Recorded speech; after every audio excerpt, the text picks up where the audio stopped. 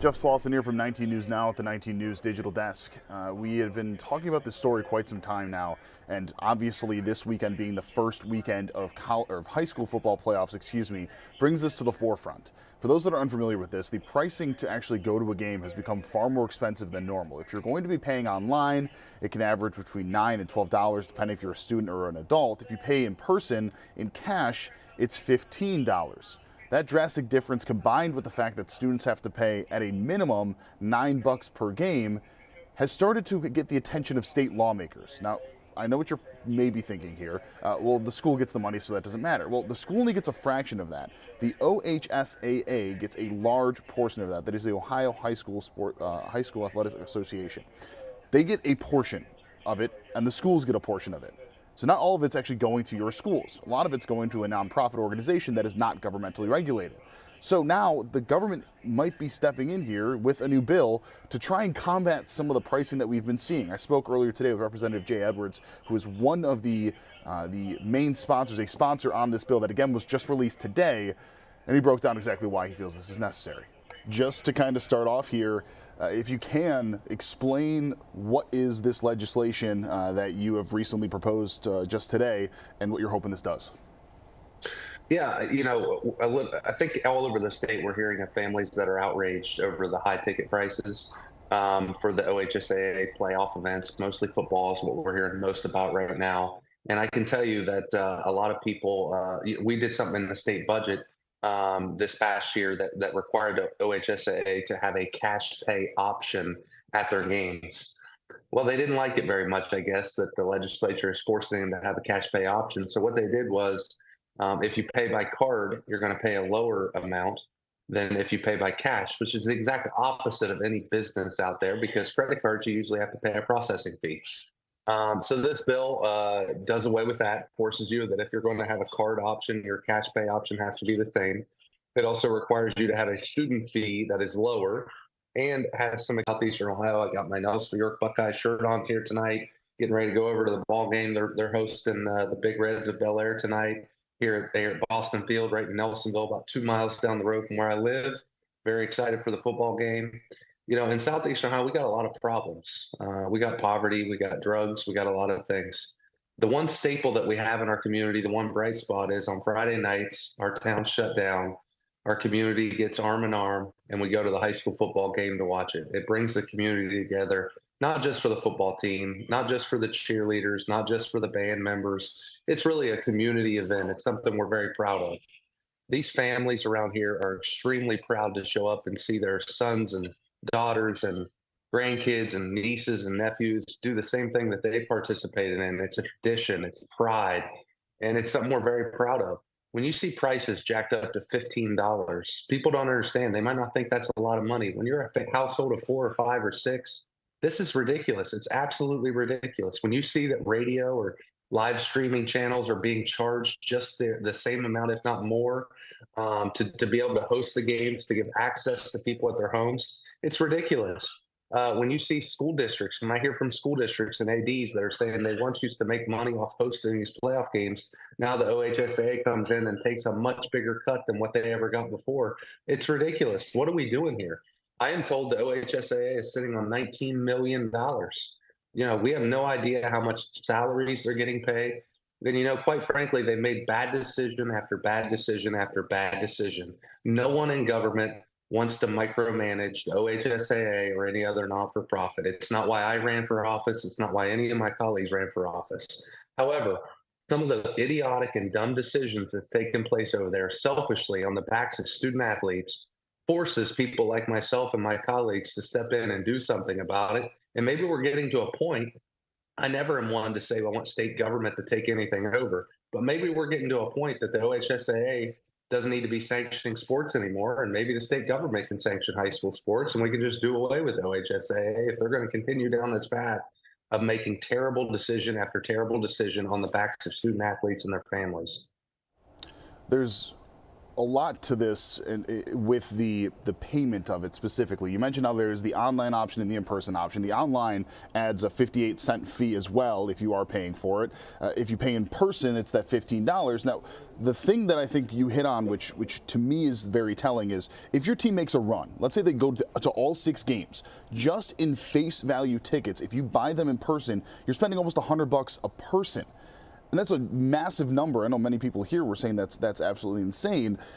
Do you think that lowering the amount for students and putting a cap on it, do you think that could encourage more people to go, or do you feel like it would just lead to more comfort knowing they're not paying as much just to simply watch their kid play? It would absolutely lead to more people to go. The other thing that we have to also put in perspective, when you have a game in some of these places in Southeast Ohio, there's not an easy way to get to. You have somebody traveling 2 or 3 hours. I talked to someone from Trimble right over the hill, the biggest rival to Nelsonville, York. It's in my district. They're traveling really far this evening to a football game. Their family's getting a half a day off work.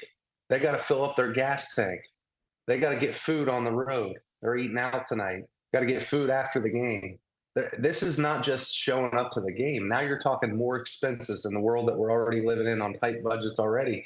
And yes, if this takes place over 3 or 4 or 5 weeks in a row, you're not just talking about the $60 or $70 or $80 someone's got to pay tonight.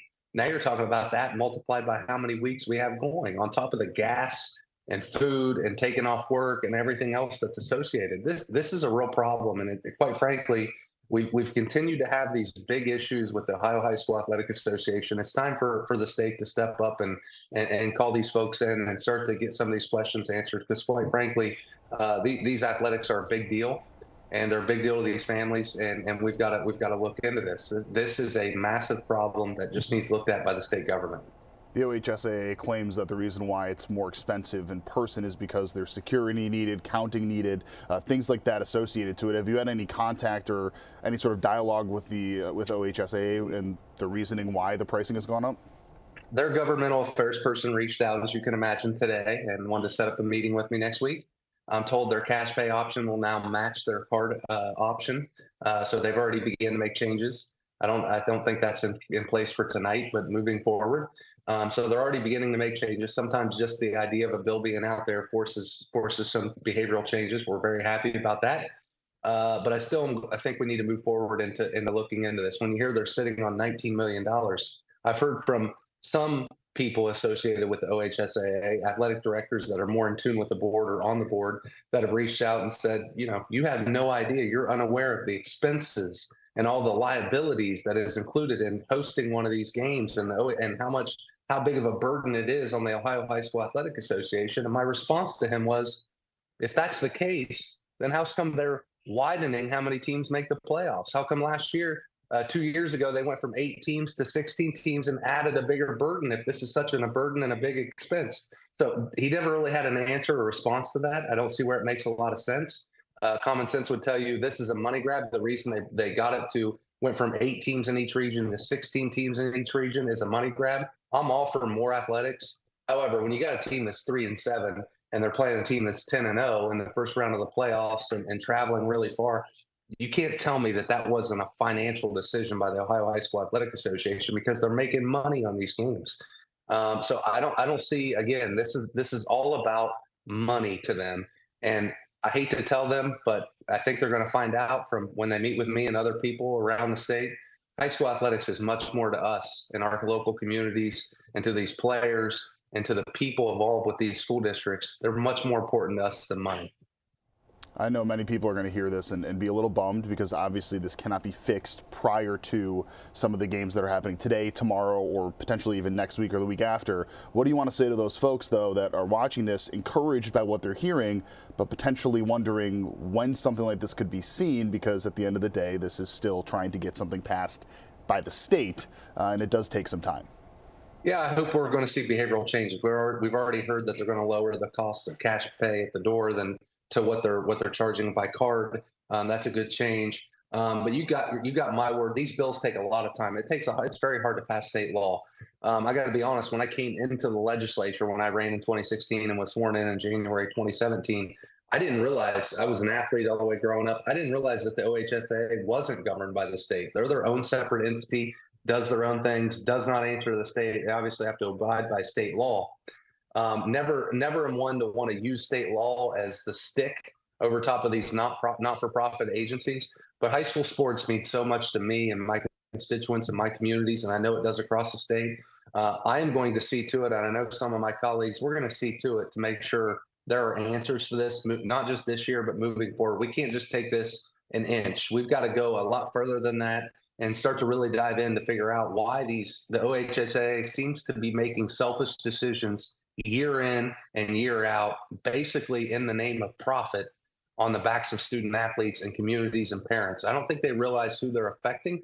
And again, this is a big deal that means a lot to my constituents, and I've given them my word that this will continue. This won't be a one little thing. We're going to see to it that we see a big behavioral changes by the Ohio High School Athletic Association. And again, maybe we'll get to a point that we don't really need the OHSAA anymore. Maybe we should just have a governing body that's sanctioned by the state of Ohio, and they can't be making any worse decisions than what the OHSAA is currently making right now. Yeah, so some strong words from that legislator. We, of course, cannot have this be done for the games that just kicked off, the games that kicked off tomorrow, but the improvements are already happening. Ultimately, will this bill pass, and will the OHSAA be forced to do some fundamental changes? That has yet to be seen. All right, that is it for our digital stream here. In about 2.5 minutes, we will see you over at the CW for 19 News at 7:30. For now, I'm Jeff Slauson of 19 News. Have a great night. Much more to come, both on air and online. 19 News, now streaming on Samsung Smart TV. Search for channel 1035.